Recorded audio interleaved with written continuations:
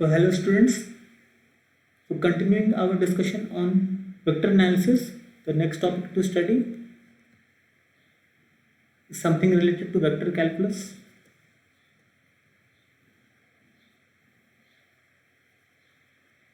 That is gradient of scalar fields. Before that, let us define the definition of field. So a field is any spatial distribution. For example, there is any function v which is dependent on the points in space, and it may or may not be a function of time.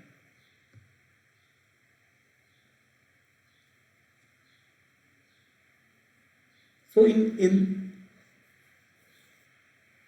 some part or over the whole space, if we assign certain values according to any definition or function,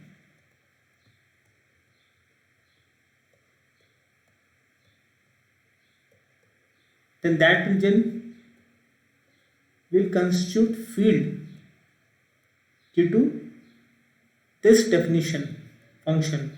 That means at each point, let's say x1, y1, z1, and let's say if t is, if it does not depend on t, it may or may not be dependent on the time value.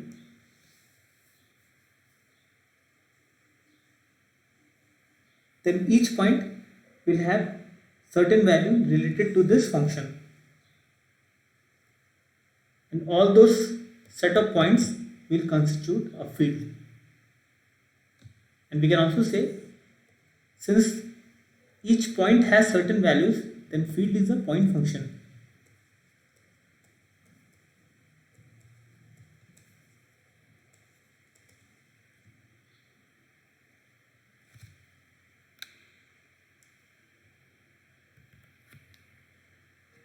For example, in electrostatics,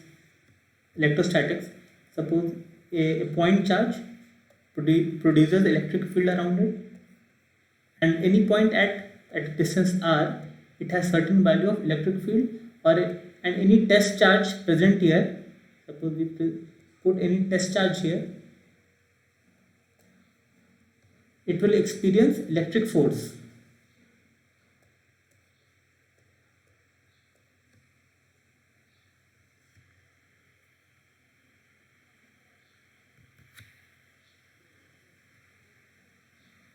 So mathematically we can assign fields as vector fields and scalar fields. Suppose if there is a field is present at each point, all those points that constitute a field, if the value of the field at any point has certain direction, that means if the value of the field changes with the direction, then that field will be known as vector field. For example, electric field, magnetic field.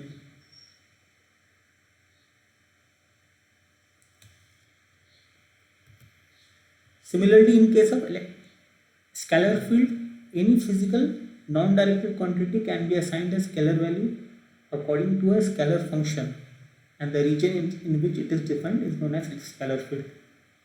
Any function v x, y, z.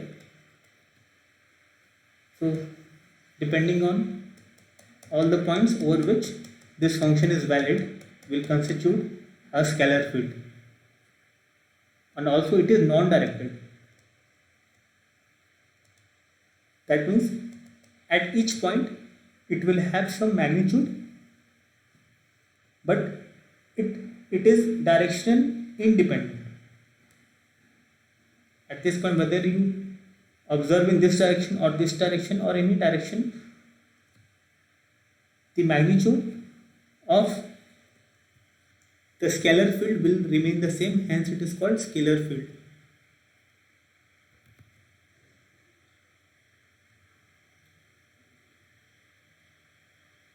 And the part of scalar field over which the scalar function has a fixed value are known as level or equipotential surfaces.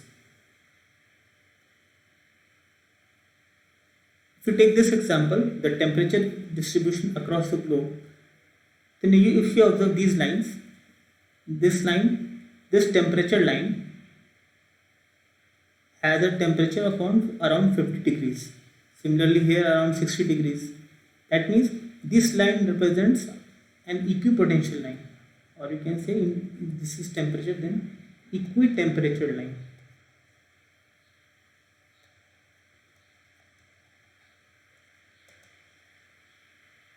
That means if you are present at this point, or if you are present at this point,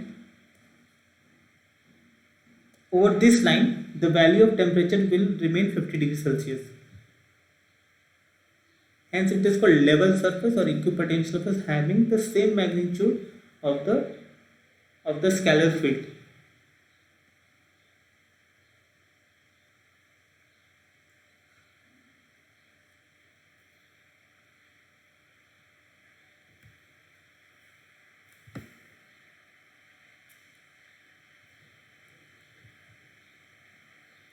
Now let us come into the definition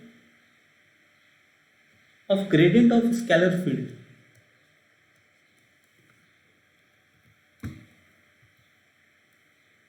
As you can see here, this is a 50-degree level surface.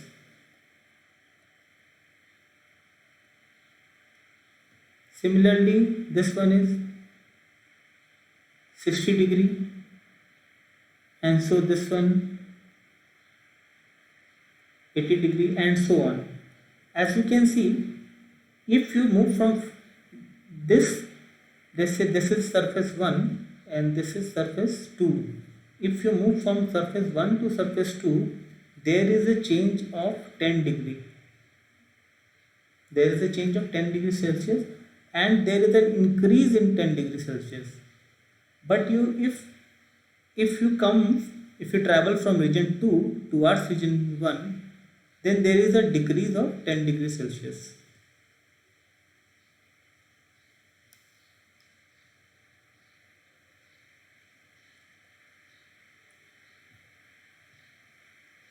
So we can say that there is a change in temperature as we move from one point to another, and depending on whether we are traveling upward or we are traveling downward, there is an increase or decrease in the temperature.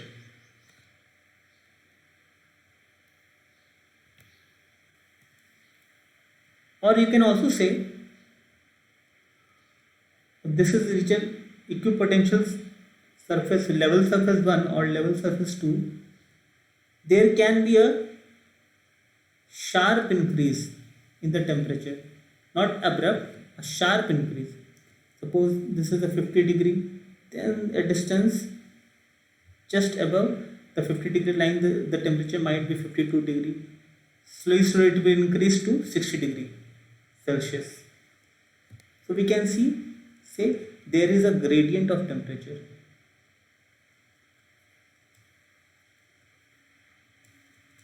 A gradient of temperature exists between two surfaces.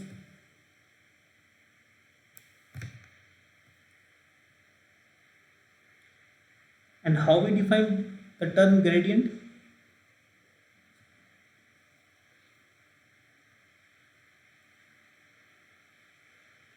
Now see,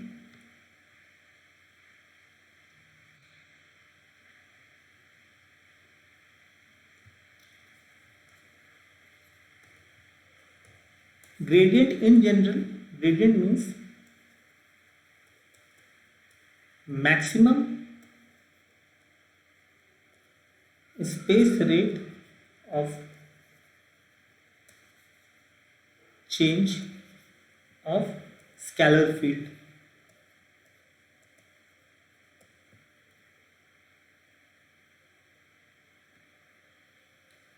That means if there is a field distribution then in which direction the change is maximum?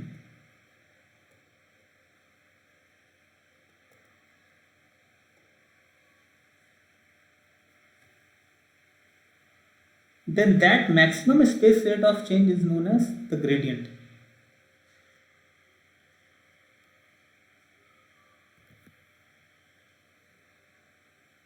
Now let us derive mathematically the gradient of any scalar field. Suppose any scalar field exists, let's say V, x, y, z is any scalar field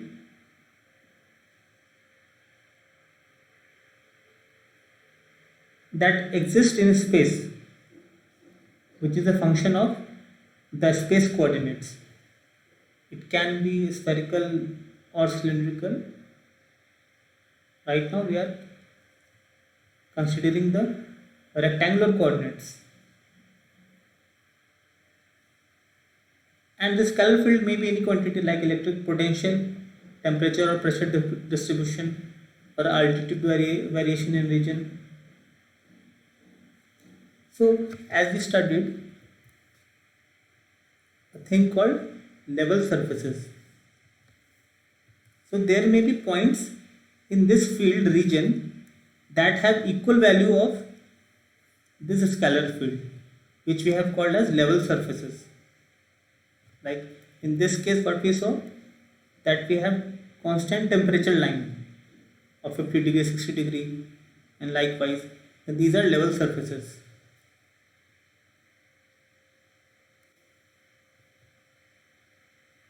So let us define two levels. Let us take a scalar field V, and let's say it has got two level surfaces.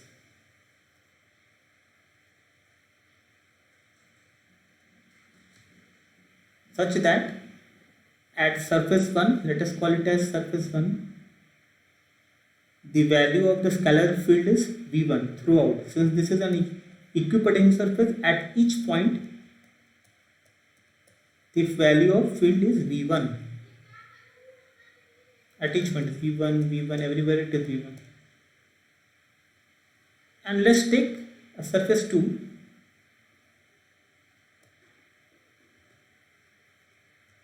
At this surface, let's say, at each point the value of field is V2, where V2 is V1 plus dV. So if we shift from this level surface towards this level surface, there is a change in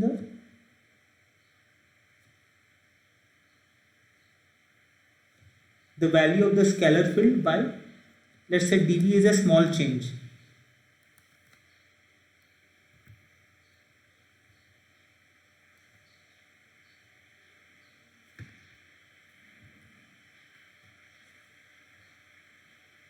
Now let's say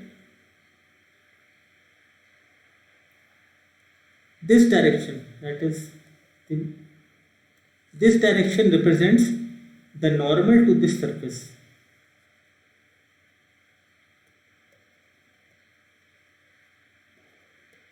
Normal to surfaces.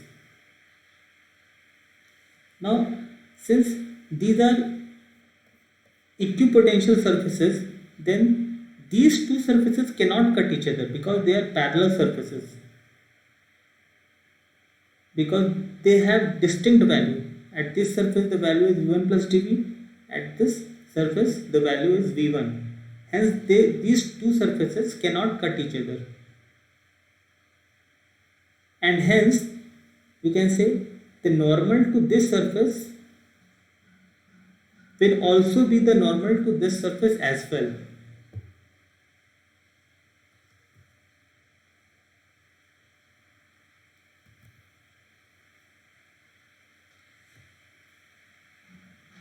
Now let us say there are 2 points P1 and P2. Both the points lie over this normal, but point P2 is present in over the surface 2 and point P1 is at the surface 1. then the magnitude of the scalar field at P1 at point P1 will be V1 and at point P2 will be V1 plus dV. Similarly, at point P3 there is, let's say, another point P3. The magnitude of scalar field at this point will be V1 plus dV only. And we can also say that point P2 and P3 are equipotential, having the same value of the scalar field. You can see P2 and P3 are on the same level and hence at same potential.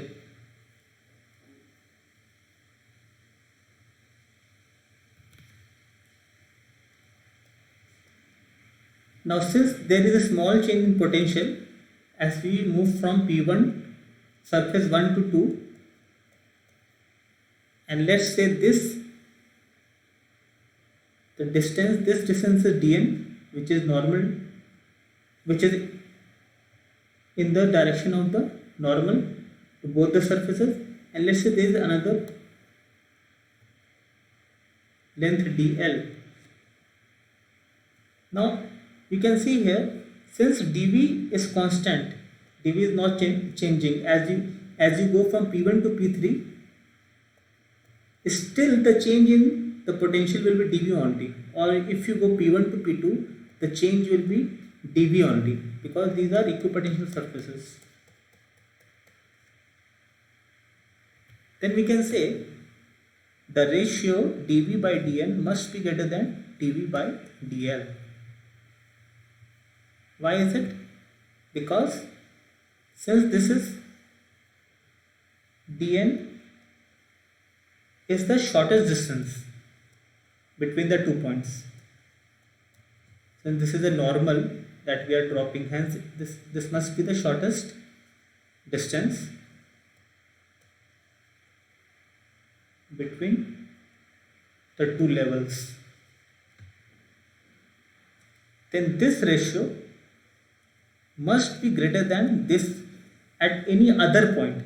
Suppose this is called dl2, then once again dv by dl2 will be also less than dv upon dn, because n will be always less than l.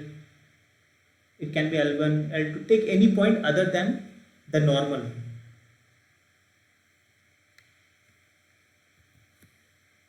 Hence we can say, as we move from point P1 to P2 along the direction of the normal,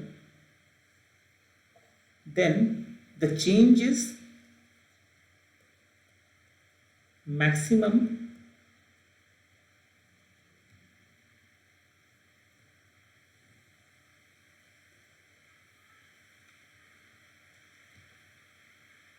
then this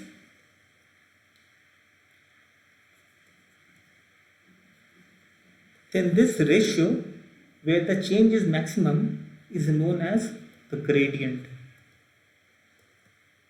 and gradient is also nothing but the normal to this level surface.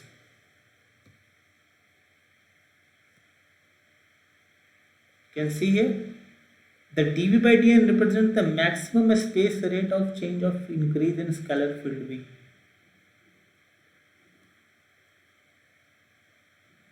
That means the rate of change of the potential with respect to the space coordinate, the distance. It is also known as gradient of scalar,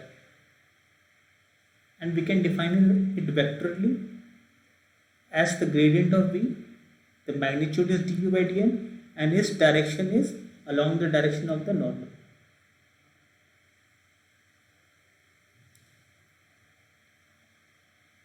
And we also represent the gradient as using the del operator, del of V.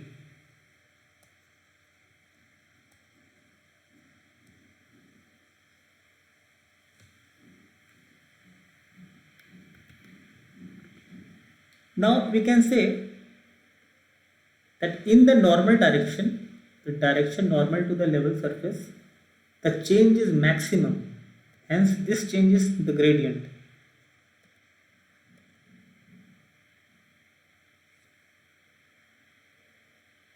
But suppose we want to find the change in any another, the rate of change, let me write, this is the rate of change, and it is a space rate of change because the change is happening with respect to the distance. The space rate of change in any other direction.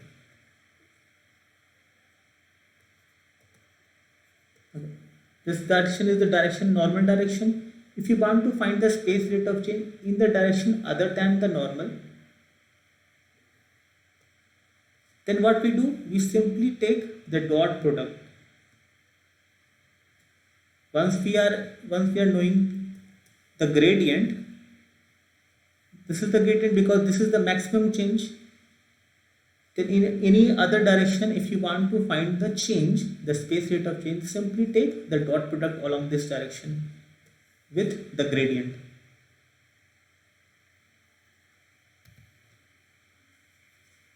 Which is also derived here. Suppose in any other direction, the change, the rate of change is given by dV upon dl. So we can derive it like this.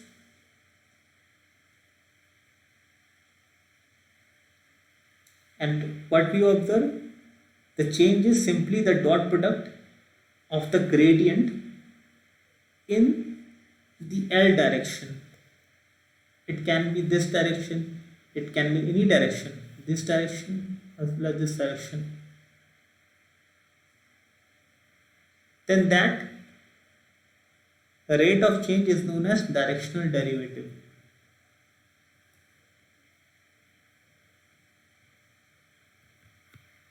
So the difference between the gradient and directional derivative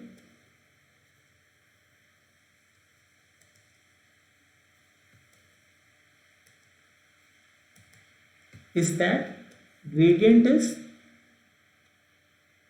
the max value,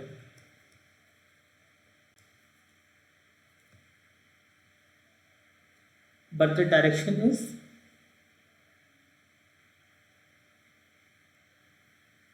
the projection of gradient in any other direction.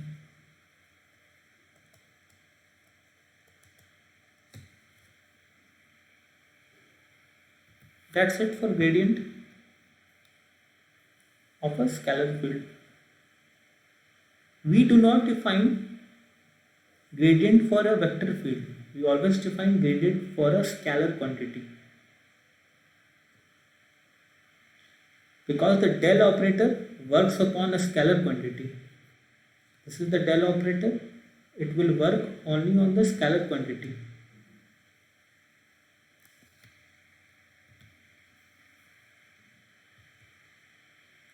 And let's say we can have, since we have rectangular, cylindrical, spherical coordinates.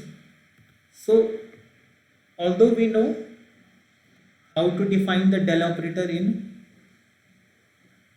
the rectangular system, we can provide a general formula for obtaining the del operator, the representation of del operator in any other coordinates, orthogonal coordinate system, for example cylindrical, spherical. So if the value of h1, h2, h3 have been defined, for example for cylindrical case, we can write it here, the del for cylindrical, the value of h1 is 1, the value of h2 is rho, and the value of h3 is 1. Similarly, e1, e2, e3 is rho phi z. So we can define here h1 has the value of 1, then d upon d rho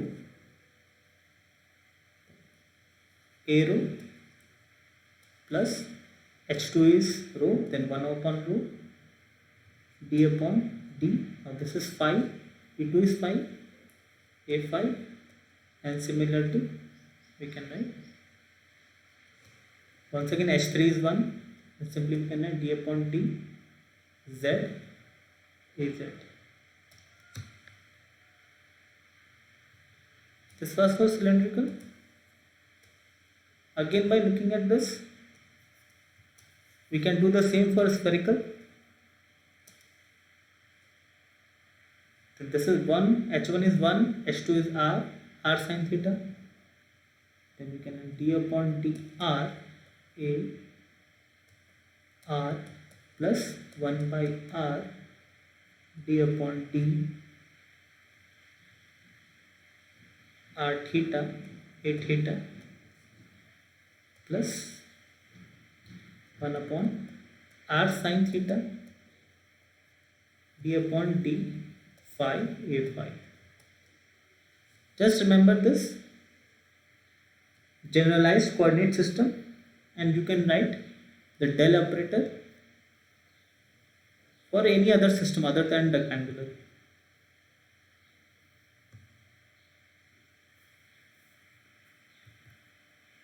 Let's see some example. Find the unit vector normal to the surface at point -1 to -1, -2, -5. Now you can see that is equal to x square plus y square. Now this is a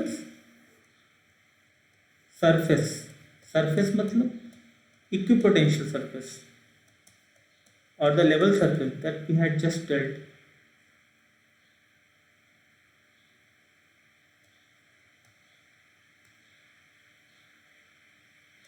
Yeah, or level, because as you see we can define a function v is equal to z minus x square minus y square. If you write z minus x square minus y square, its value is 0. That means this is some function, let's say phi z minus x square minus y square. It has a constant value. That means its value is 0 all over this surface. Hence it is called equipotential surface. Now we are asking a unit vector normal to this surface. Now we just studied that a normal to any equipotential surface is nothing but the gradient. Gradient of this surface, gradient of scalar. So in order to find the unit vector, just find the gradient and take its unit vector. Find the gradient, simply find the gradient. Then at this point 1, -1, -2, -5, find the value of gradient and just take the unit vector. Vector divided by the magnitude of the gradient. So whenever there is any surface given and a unit vector is asked, simply find the gradient and find the normal unit vector in the direction of that gradient.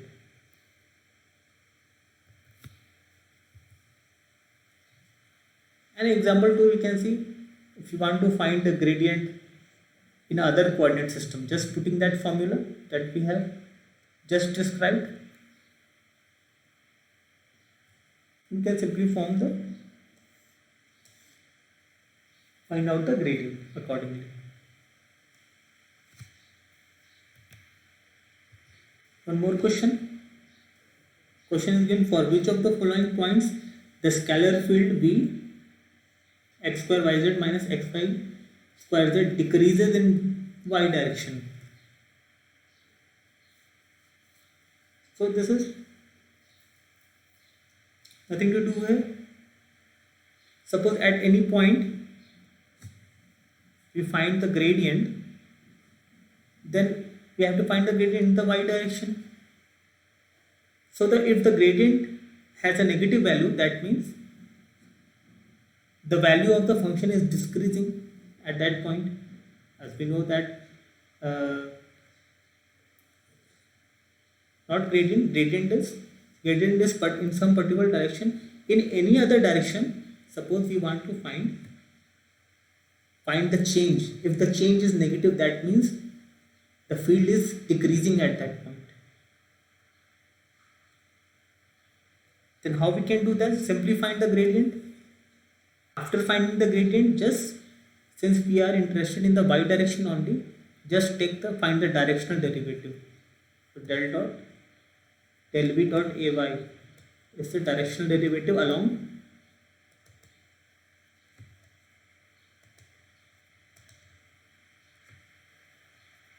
y direction. So in all the four choices, in this case only, this is the correct answer. We are finding a negative value.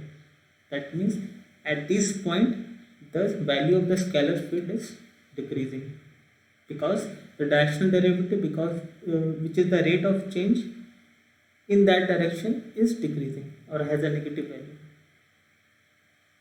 So this is all about gradient. So thank you.